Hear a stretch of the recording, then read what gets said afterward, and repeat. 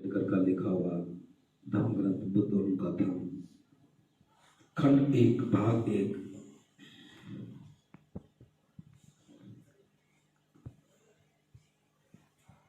जो राजा सुद्धोधन का प्रधानमंत्री था,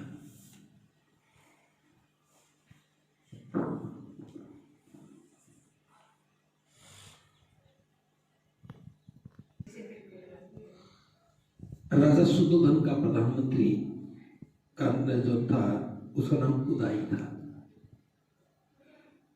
उदाई को ये जिम्मेदारी सौंपी कि वो जो भी कुछ करे ऐसा काम करे जिससे सिद्धार्थ घर गृहस्थी में ही बना रह जाए। उसके मन में जो गृह त्याग का भाव है, साधु संतों की संगति का भाव है, एकांत में बैठने का, ध्यान साधना करने का जो भाव है, वो भाव बदल जाए। अब प्रधानमंत्री ने अपनी पूरी योग्यता से सिद्धार्थ को समझाना शुरू किया। उसने बहुत सारे उदाहरण दिए कि भोग विलास जीवन में होना चाहिए, राजकुमार के लिए होना चाहिए, और बहुत सारे उदाहरण दिए भी। अतीत में भी ऋषि मुनि भी इससे नहीं बच पाए, बड़े बड़े साधु संत नहीं बच पाए। वो सारे प्रयास करने के बाद कहा, जो काम तुम करना चाहते हो ये तो वृद्ध अवस्था का काम है। अधिक आयु के कारण शक्ति क्षीण हो जाने पर भी जो ऋषि मुनियों ने अपने आप को काम भोग से नहीं बचा पाए,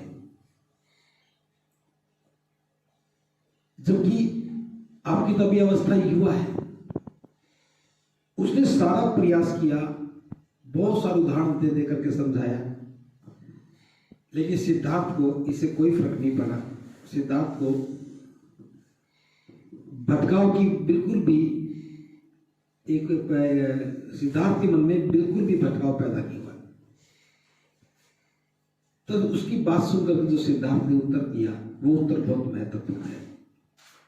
सिद्धार्थ कहते हैं, पवित्र परंपरा से समर्थित, ये तो जो परंपरा चली आ रही है इस प्रकार की, कहते पवित्र परंपरा से समर्थित इन निरर्थक वचनों को सुनकर मेघ गर्जन से सवर में राजकुमार ने उत्तर दिया।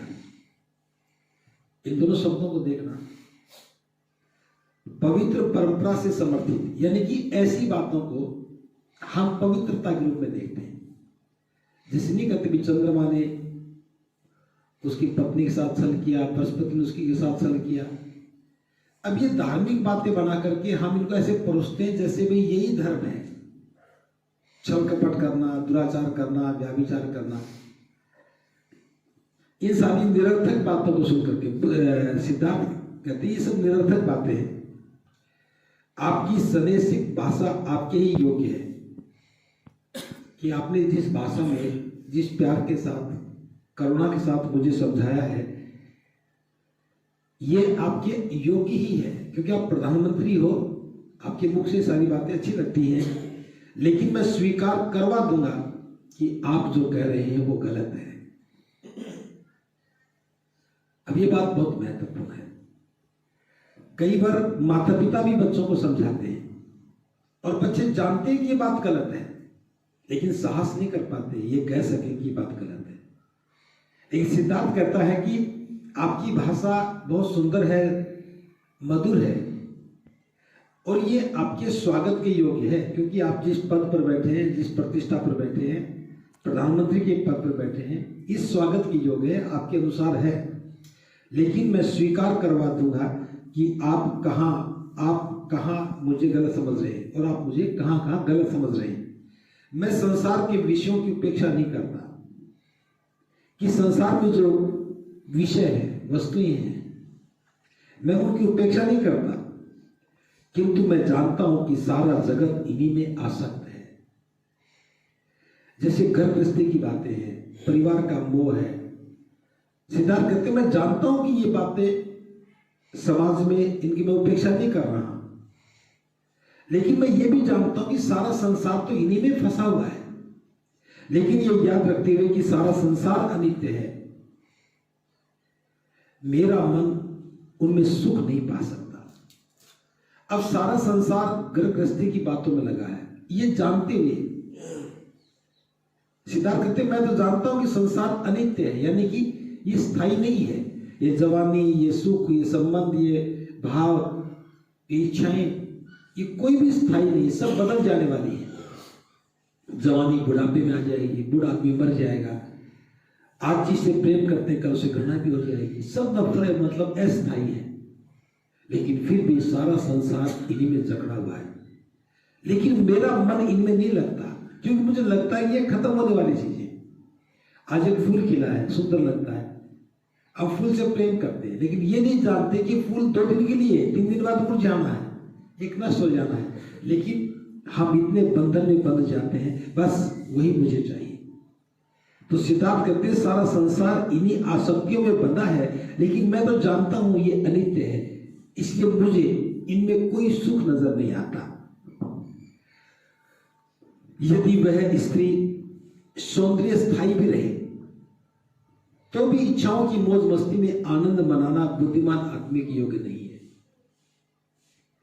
जिस स्त्री के सौंदर्य की बात करते हो, अगर वो स्थायी भी रह जाए तो भी मुझे अपनी इच्छाओं में फंस करके मौज मस्ती मनाना जो है, ये बुद्धिमत्ता की योग्य नजर नहीं आता। कोई भी बुद्धिमान इस प्रकार की इच्छाओं में नहीं फंसेगा। और जो आप कहते हैं कि बड़े बड़े लोग भी इन विषय के शिकार हुए, तो उनका अनुसरण करना ठीक नहीं है, क्योंकि अंत में भी विनाश को प्राप्त हुए। अब जैसे कोई समझाता तो आधी बात बताता है, अगस्त ऋषि ने ऐसा किया, विश्वामित्र ने ऐसा किया, ब्रह्मा ने ऐसा किया, चंद्रमा ने ऐसा किया, बताते ना। तो सिद्धार्थ कहते हैं अगर ये उदाहरण हमारे सामने हैं तो भी उनका अनुसरण करना ठीक नहीं है, क्योंकि विनाश का मार्ग है और उनका भी अंततः विनाश ही हुआ। अब ये बात बहुत महत्वपूर्ण है। हम आधा ही समझाते हैं, लेकिन सिद्धार्थ उससे आगे भी देख रहे हैं कि भले हमारे सामने उदाहरण है कि ऋषि मुनि अपने आप को रोक नहीं पाए, तो भी उनका अनुसरण नहीं किया जा सकता, क्योंकि वो विनाश का मार्ग है और अंततः उनका भी विनाश ही हुआ। जहां क्षय है, जहां सांसारिक वस्तुओं का लगाव है, जहां असंयम है, वहां वास्तविक महानता नहीं है। जैसे कोई चीज धीरे धीरे नष्ट होती है, हर चीज की उम्र है, उसे नष्ट होना है। जो सांसारिक वस्तुओं से लगाव है, हम अपने घर से प्रेम करते हैं। जिस घर को आपने खूब बढ़िया मन से बनाया, थोड़े दिन के बाद उस घर से क्या लगाव रहता है। बच्चों की शादी होने के बाद घर से लगाव कम हो जाता है। ज्यों ज्यों बच्चों का आधिपत्य स्थापित होता है, क्यों तो आपका लगाव कम हो जाता है। आपने देखा होगा बहुत सारे बुजुर्ग घर से बाहर ही बैठे रहते हैं, जबकि कभी उन्होंने जो मकान बनाया बड़े मन से बनाया होगा। आप जो चीज खरीदते घर के लिए, सोफा खरीद लिया, जब खरीदते तब अलग भाव था, धीरे धीरे क्या उस सोफा पे बैठने का भाव रहता है। हम जो भी वस्तुएं खरीदते हैं, बनाते हैं, धीरे धीरे उनके प्रति भी हमारा वो लगाव नहीं रहता है। सिद्धार्थ कहते हैं जहां असंयम है, यानी कि व्यक्ति अपने पर नियंत्रण नहीं कर पाता, वहां वास्तविक महानता नहीं है। और जब आप कहते हैं कि स्त्रियों के साथ छल कपट का व्यवहार करना चाहिए, तो मैं समझता हूं कि यह बात ठीक नहीं है, चाहे वह शिष्टाचार के साथ ही क्यों नहीं किया जाए। जैसे सारे पुरुष यही मानते रहे, तो सिद्धार्थ कहते हैं भले ही आप ये कहते हैं कि स्त्रियों के साथ छल कपट का व्यवहार करना चाहिए, चाहिए बात शिष्टाचार के साथ ही करें, तो भी ये बात गलत है। मैं इस गलत बात को स्वीकार नहीं कर सकता कि हमें स्त्रियों के साथ छल कपट करना चाहिए। यदि यहां यथार्थता नहीं है, तो स्त्रियों की इच्छा के अनुसार कार्य करने से मुझे खुशी नहीं होती। यदि यह यहाँ वहाँ यथार्थता नहीं है, यानी कि सत्यता नहीं है, तो स्त्रियों के साथ इच्छा के अनुसार कार्य करने में मुझे खुशी नहीं होती। यदि मनुष्य के मन और स्वभाव में एक रूपता नहीं है तो मैं कहता हूं कि ऐसे आचरण पर धिक्कार है। अब या तो प्रधानमंत्री समझा रहा था, सिद्धार्थ क्या कहते हैं, यदि मन और स्वभाव में एक रूपता नहीं है, मन और स्वभाव एक जैसा नहीं है, तो मैं कहता हूं कि ऐसे आचरण पर धिक्कार है। अब मन में तो लोभ फंसा है और हम मधुर बोल रहे हैं, ये तो छल कपट है। मन में द्वेष वाले बैठे हैं, शब्दों में हम मित्रता दिखा रहे हैं। तो सिद्धार्थ कहते हैं कि मनुष्य के मन और स्वभाव में एक रूपता चाहिए। जो हम सोच रहे हैं वो हमारा स्वभाव चाहिए।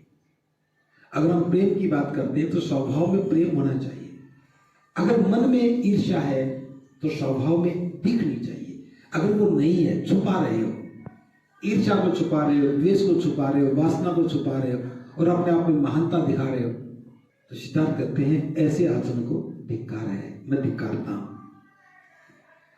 जहां चित्त वासना के अधीन है, जहां मिथ्या में विश्वास है, जहां असीम आसक्ति है, जहां विषयों की सदोषता का यथार्थ दर्शन नहीं है, तो ऐसी वंदना में भी क्या रखा है।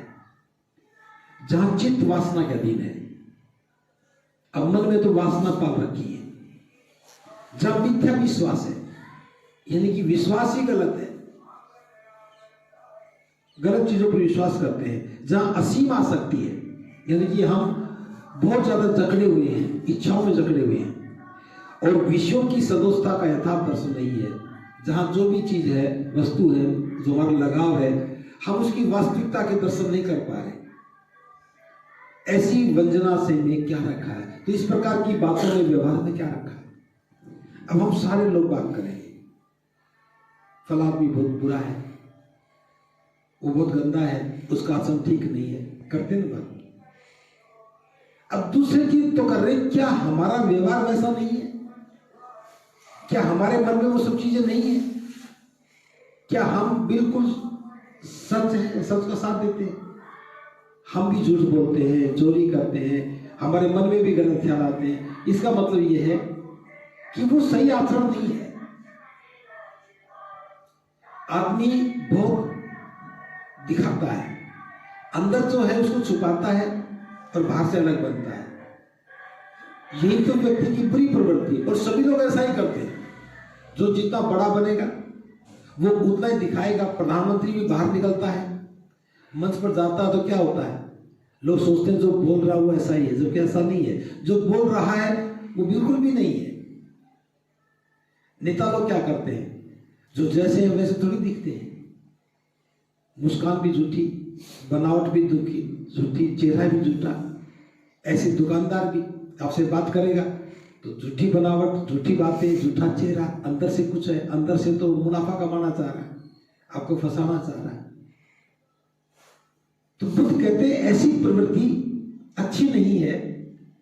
जब यथार्थ के दर्शन ही ना हो सके, सच को पहचाना जा सके, तो उसका कोई लाभ नहीं है और ऐसी बातों में कुछ नहीं रखा है। और यदि वासना के शिकार प्राणी परस्पर एक दूसरे को धोखा देते हैं तो ऐसे पुरुष योग्य नहीं कि स्त्रियां उनकी ओर देखें और स्त्रियां भी इस योग्य नहीं कि पुरुष उनकी ओर देखें। चाहे पुरुष हो चाहे महिला, अगर किसी को धोखा देती है, वासना के साथ किसी को धोखा देती है, तो बुद्ध कहते हैं चाहे वो पुरुष या महिला, ऐसे में तो देखना भी दुष्कर है, देखना भी नहीं चाहिए, हमें उनसे बचना चाहिए। क्योंकि ये सब ऐसा इसलिए है कि आप अवश्य मुझे अधम आनंद के कुपथ पर भटकाने के लिए नहीं ले जाएंगे। सिद्धार्थ कहता मैं जानता हूं ये सारी बातें करके आप मुझे आनंद के कुपथ पर, बुरे मार्ग पर भटकाने की चेष्टा कर रहे हैं। मैं नहीं भटकूंगा। अब आनंद के लिए, भोग विलास के लिए लोग भटकाते नहीं है कि बेटे इसकी शादी कर दो, शादी कर दो, ठीक है, घर बस जाएगा, ये हो जाएगा, और भटकाने की कोशिश करते हैं। आप में से भी कोई गृह त्याग की बात करेगा तो बहुत से लोग मिलेंगे समझदार, अरे क्या रखा है, अपने विवाह शादी कर, घर बसा, उसके बाद बन जाइए। 60 साल की उम्र में बढ़ जाइए, 70 साल की उम्र में बढ़ जाइए, बहुत भटकाने वाले मिलते हैं, तो समझ जाना कि वो कोई उदाई है, ठीक, और वो किसी के कहने से आपको भटकाने की कोशिश कर रहा है। मैं पिछले दिनों को याद करता हूं, मेरे पास बहुत से नौजवान आए, तो हमारे ही साथी जब मौका मिलता वो कहते रहे, क्यों जिंदगी खराब कर रहे हो, तुम नौकरी करो, पढ़ाई करो, अच्छा कमाओगे तो अच्छा जीवन चलेगा, वरना तो सारी जिंदगी ऐसे रह जाओगे। अब भले वो आदमी ना सुने बातों को, लेकिन धीरे धीरे कभी कभी तो वो बात दुखी मन में घर कर ही जाती है, फिर उसके मन में भी आएगा, अरे मैं तो नौकरी कर लूं, शादी कर लूं, और भटक जाता है। तो बहुत सारे लोग हितैषी बन करके, आनंद की बात करके, सुख की बात करके, फर्ज की बात करके, परिवार की बात करके भटकाने की कोशिश करेंगे और करते हैं। लेकिन सिद्धार्थ नहीं भटक रहे। सिद्धार्थ कहते मैं जानता हूं कि आप अवश्य ही मुझे आनंद के कुपथ पर भटकने के लिए नहीं ले जा सकते। जो आप मुझे समझा रहे हो, ये आनंद की बात बता करके ये तो कुपथ है, लेकिन मुझे नहीं ले जा सकते क्योंकि मैं इस रास्ते को जानता हूं। राजकुमार के सुनिश्चित दृढ़ संकल्प ने उदाई को निरुद्ध कर दिया, और सिद्धार्थ की इन बातों को सुनने के बाद जो प्रधानमंत्री था वो निरुद्ध हो गया, और उसने जाकर के राजा को सारा वृत्तांत कह सुनाया। जब सूतोधन को यह मालूम हुआ कि उनके पुत्र का चित्त किसी प्रकार की सांसारिक विषयों से सर्वथा विमुख हो गया है, तो वह सारी रात नहीं सो सके। जब उन्हें पता लगा कि वे सिद्धार्थ को नहीं भटका जा सकता, सिद्धार्थ को नहीं बदला जा सकता, उनके मन में तो सांसारिक वस्तुओं के प्रति कोई मोह ही नहीं है, कोई आसक्ति नहीं है, और वो नहीं बदल सकते, तो केवल इसी चिंता से सारी रात नींद नहीं आई। और यही प्रवृत्ति हमारी भी है। जब कोई बच्चा संकल्पित हो जाए और माँ बाप उसे रोकना चाहे और बच्चा नहीं रुकता है, तो नींद माँ बाप को भी नहीं आती है। अब यह सबसे महत्वपूर्ण जो बात है जो हम छोड़ देते हैं। हर माता पिता बच्चे का भला चाहता है ना, सगे संबंधी भला चाहते हैं, लेकिन वो उसको कुपथ पर ले जाने के लिए बहुत प्रयत्न करते हैं। बहुत कम लोग मिलेंगे जो कहेंगे कि भी नहीं, ये गलत रास्ता है, तुम जो कर रहे हो वो सही है। ऐसा करने वाला लाखों में से एक मिलता है, नहीं मिलेगी। मुझे बहुत सारे लोग मिलते हैं, मैं कहता हूं भिक्खु क्यों नहीं बनते। जैसे किसी की परिस्थितियां होती हैं तो क्या कहेंगे, अजीब फला फला भिक्खु से मिला था, उन्होंने कहा भाई भिक्खु ही मत बनना, तुम गृहस्थी ठीक हो, भिक्खु बनोगे तो बड़ी तकलीफें हैं। और मुझे आश्चर्य होता है जो आदमी खुद भिक्खु बन गया और वो दूसरों को कहता है कि बड़ी तकलीफें हैं, इसका मतलब वो आसक्ति में फंसा खड़ा है। भिक्खु बनने के बाद जो चाह रहा था वो नहीं मिल रहा है, नहीं मिल रहा तो लोगों को कहता है तुम मत बनो। अब भिक्खु बनने के बाद आप किसी को भिक्खु नहीं बना रहे हो, इसका मतलब यह है कि आपकी कोई पात्रता नहीं है। अब बहुत सारे भिक्खु है ना, डायरी में लड़का लड़की के नाम लिखे घूमते रहते हैं, ये फला जगह लड़का है, फला जगह लड़की है। क्या ये काम उनके करने योग्य है? उन्हें तो बस ये चाहिए कि हाँ फला लड़का है वो भिक्खु बन सकता है, उसे समझाना चाहिए। लेकिन ये क्या लिस्ट लेकर चलेंगे, उसकी लड़की है ये कर रही है, उसका लड़का ये कर रहा है, संबंध बनाएंगे, शादी ब्याह करवाएंगे। अब भिक्खु बनने के बाद भी मैरिज ब्यूरो बोल के चलते हैं। तो ये वो लोग हैं जो भिक्खु बनने के बाद भिक्खु जीवन को समझ नहीं पाए। भिक्खु बनने के बाद प्रेरित करना चाहिए कि वो कुपथ है, भले ही आनंद है लेकिन कुपथ है, भले ही घर है सुरक्षित है लेकिन आसक्ति है। ये तो जड़ता ही है, रोकने के साधन है। घर तो खुट्टा काट दिया आपने, बांध लिया अपने आप को, बस कहीं घूमो रात को वहीं आके सोना। देखा होगा ना, कई लोग अपने पशु को बड़ी सी रस्सी बांध देते हैं, कहीं तक घूम ले जहां पर रस्सी है, पर रहना वहीं पर ही है। लेकिन सिद्धार्थ इस बात को समझते थे और उन्होंने अन्य मंत्रियों को अपना अधिक समय आशावान होकर विचार करने में लगाया कि वे किस उपाय से सिद्धार्थ को संसार के विषयों की ओर विमुख कर सके। राजा की सारी ताकत, सारी सोच इसी पर लगी हुई थी कि और मंत्रियों को इकट्ठा करके कह रहे हैं कि मुझे रास्ता बताओ तुम प्रयास करो कि सिद्धार्थ को उस रास्ते से रोका जा सके और विषय वस्तुओं की ओर मोड़ा जा सके, उस जीवन से विमुख कर सके जिसकी ओर आकर्षण होने की पूरी संभावना थी, लेकिन उपायों के अतिरिक्त कोई सभी असफल रहे और किसी के पास कोई दूसरा उपाय सूझा ही नहीं। सबके प्रयास करने के बाद भी सिद्धार्थ को नहीं मोड़ सके, कोई उपाय काम नहीं आ सका और किसी के पास अब कोई उपाय बचा भी नहीं था। जिनकी पुष्प मालाएं और अलंकार व्यर्थ सिद्ध हो चुके थे, यानी कि जिन्होंने वो बहुत आकर्षक शब्द गढ़े थे, बातें गढ़ी थी, वो सब व्यर्थ सिद्ध हो चुके थे। जिनके हाव भाव और आकर्षण निष्प्रयोजन सिद्ध हो चुके थे। जिन महिलाओं को तैयार किया था पिता की और तुम उन्हें रोक सको, वो भी सब निरर्थक सिद्ध हो चुके थे। जो हृदय में गहन प्रेम छिपाई थी, ऐसी स्त्रियों के अंतःपुर को भंग कर दिया गया। यानी कि जो एक अंतःपुर बनाया था उसमें महिलाओं को छोड़ दिया गया था, अब बाद में उसको खत्म कर दिया। भाई इसकी कोई जरूरत नहीं है, क्योंकि सिद्धार्थ इस बंधन में बंधने वाले नहीं है। तो यहां जो सबसे महत्वपूर्ण बात है वो ये है कि जब मन संकल्पित हो जाता है और व्यक्ति को साफ नजर आने लग जाता है कि ये मार्ग गलत है, ये सही है, तब चाहे कोई कितनी भी ताकत आए, कितना भी समझाए, व्यक्ति कभी भी विचलित नहीं होता है। लेकिन समस्या यही है कि हमारे संकल्प भी बहुत कमजोर होते हैं, बहुत कमजोर होते हैं। यहां तो कहेंगे जी मुझे भिक्षु बनना है, और घर जाते मैं क्या करूं जी, मेरे घर वाले नहीं माने।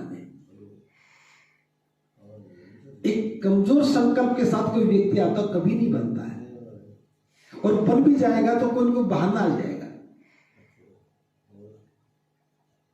अभी पंजाब में, हरियाणा से मेरे पास एक बुजुर्ग व्यक्ति है, फोन पे भी कई बार निवेदन किया जी मुझे भिक्षु ही बनना, भिक्षु ही बनना। आया तो कहा जी मुझे भिक्षु ही बनना है। मैं भी देख रहा था, बने तो नहीं गाने की, फिर भी वो कोई बात नहीं, 10 दिन तो पहले नीचे जो कैंप खत्म हुआ, वो फोन लेके आया, बनते जी बात करना। वो किसका फोन है? मेरे बेटे का फोन है। मैंने दूसरे बनते कहा तुम कर लो बात में, मुझे तो पता था। उन्होंने कहा जी पापा जी को भेज दो, एक बार भेज दो। हमने पूछा भी क्या करेगा? वो जी एक बार जा आता हूँ। ठीक है, एक बार क्या, हमेशा के लिए चले जाओ। और वो हमेशा दोबारा फोन ही नहीं आया। अब कमजोर संकल्प के साथ लोग आते, भिक्षु नहीं बनते। अगर किसी को भिक्षु बनना तो सिद्धार्थ के इस बात को पढ़ना चाहिए कि संकल्प किस सतर का हो। संकल्प वो हो जब हमें साफ नजर आता हो, हम हर बात को समझ सके, ये गलत है, ये सही है। मेरे पास बहुत सारे लोग हैं, छोटी सी बात करके खत्म कर रहा हूं, जिन्होंने बच्चों को दान किया। मेरा बेटा दान कर दिया, आगरा में भी हुए, दान कर दिया, वो भी आ गया, रहने लग गया, और यहां से किसी भी बहाने से घर गए, लौट के नहीं आए, क्योंकि माँ बाप का प्रेम जाग गया। अरे बेटा तेरे जाने के बाद तो हमें मन नहीं लगता, ये नहीं लगता। उधर से बेटे का भी मन फंसा खड़ा था शक्तियों में, उधर से उनका आमंत्रण है, इधर से उसकी चाहत है। घर जाने के बाद बहाने बन जाते हैं, जी बेटा तो कह रहा है कि मैं बीए कर लूं, मैं वकील बन जाऊं, मैं ये बन जाऊं। बना लो भैया। आए, दान हुआ और फिर लौट गए। क्यों? क्योंकि धन समझा नहीं, धन समझ में आया नहीं, बंधन टूटे नहीं, परिस्थितियों को समझा नहीं। भिक्षु बनने के बाद क्या मिलना है वो जाना ही नहीं। अब भिक्षु बनने का जो भाव है उसे समझा ही नहीं, और बिना समझे कौन भिक्षु बन सकता है? इसलिए बहुत से लोग मिलेंगे, अजी मैं तो बस जीवन ही नहीं है, बाकी तो भिक्षु ही हूं। हाँ, बहुत से लोग आते हैं, जी मेरे पास जीवन नहीं है तो भिक्षु ही हूं, मैं तो सारा दिन बिहार में रहता हूं। अब सारा दिन तो पता नहीं कितने प्राणी रहते, गिलहरियां कहीं नहीं जाती। ये गिलहरियां सारा दिन बिहार में रहती है, और कभी कभी बंदर भी आ जाते हैं। क्यों जी? नुकसान भी करते हैं। तो कुछ लोगों का तो बंदर का सा भाव है, वो आते हैं नुकसान करके चले जाते हैं। कुछ का गिलहरी जैसा स्वभाव है, खाती हैं और आराम से रहती हैं।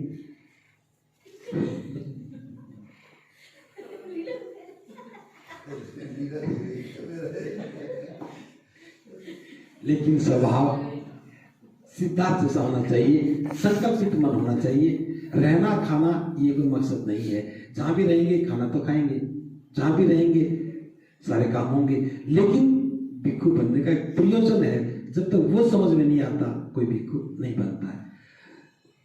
भवतु सर्वमंगलम। भवतु।